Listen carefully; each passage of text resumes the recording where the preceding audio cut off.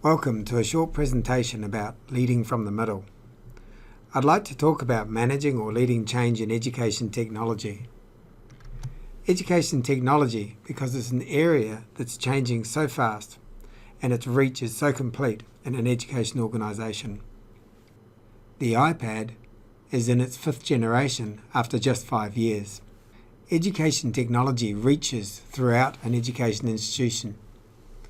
It hits learner support, marketing, enrolment, teaching and learning, staff training. All of these areas can be impacted. Because of the pace of change and because of the reach of education technology, institution leaders consider education technology as an area of high risk, something that needs to be managed and something that needs to be well controlled. Current approaches to managing education technology, particularly change in education technology practice throughout an organisation, tend to focus on the need for a clear direction.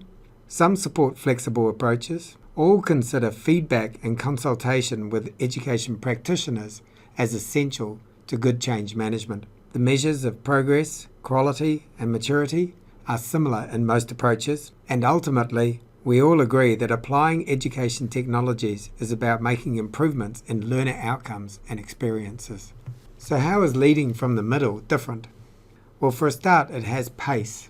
The pace comes from a process which is often called agile and iterative. It's a repeated process, cycled with increased pace. It is well known in private enterprise. Having worked both outside and inside large institutions, one thing is apparent to me. It takes time to bring a strategy to bear in an institution, longer than it does in a customer-orientated business. There's plenty of reasons for this. The point is, for whatever reason, education institutions are often slow to adopt new practice, particularly practice which is consulted and informed by the teaching and learning. There appears to be a trade-off between good consultation and speed of change. By the time the feedback has been gathered, the strategy developed and agreed and the mandate to change been released, and practice begins to change, two things have happened. Firstly, the change is someone else's idea.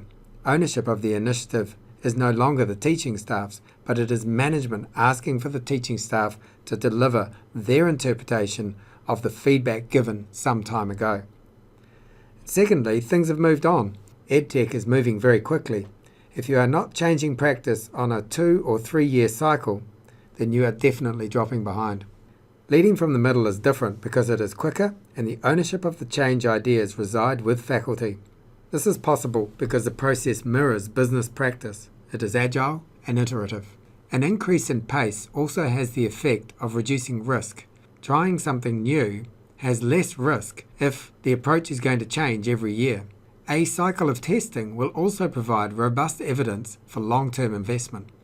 By applying a cyclic approach, leading from the middle fits with institutional approaches to self-assessment and continual improvement. In this image, leading from the middle is the driving gear. I imagine leading from the middle to be led by a middle manager charged with negotiating a 360-degree perspective on e-learning and feeding the aggregate view into leadership strategy. At the same time, the manager validates and supports the development of faculty-driven e-learning approaches. The WellTech project, Leading from the Middle, will look at the capabilities and permissions needed in order to lead e-learning change from the middle. The key is understanding the capabilities and environment needed for leadership to flourish at all levels. Leadership in the classroom, to take control and try new things.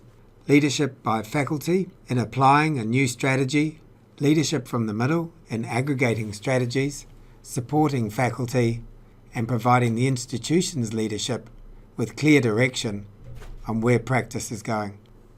The benefits of this approach are clarity of staff capabilities needed to lead education technology development.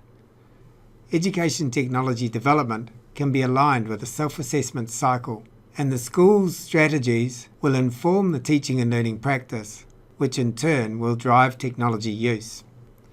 Ultimately, investment will be guided by a cycle of development that is based on activity that improves outcomes and student experiences. Thanks for listening. I hope this has helped you understand how we are approaching education technology change management at WellTech.